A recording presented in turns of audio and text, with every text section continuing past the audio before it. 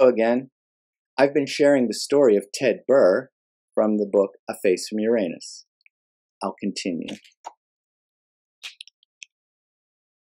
As for singing, one day I looked in a Cleveland paper and discovered an advertisement of the Mets' spring season to be there.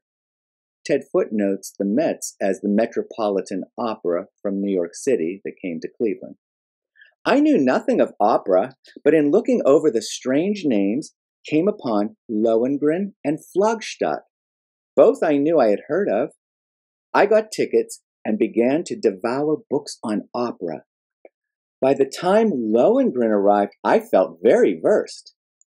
Lohengrin is footnoted as an opera by the German composer Richard Wagner.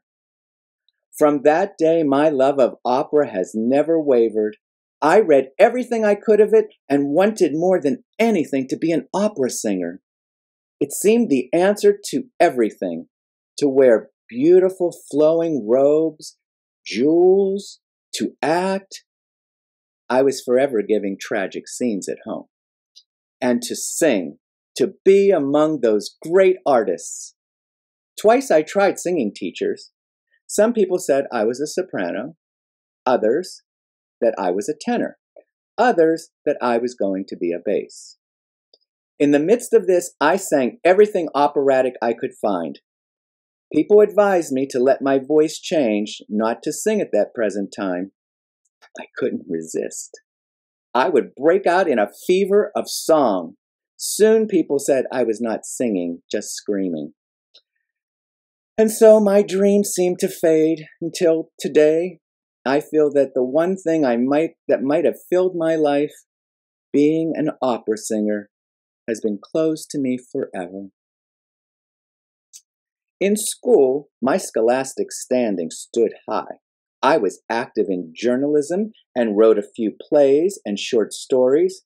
These were quite enthusiastically received. When I had an emotional upset, I usually wrote a poem.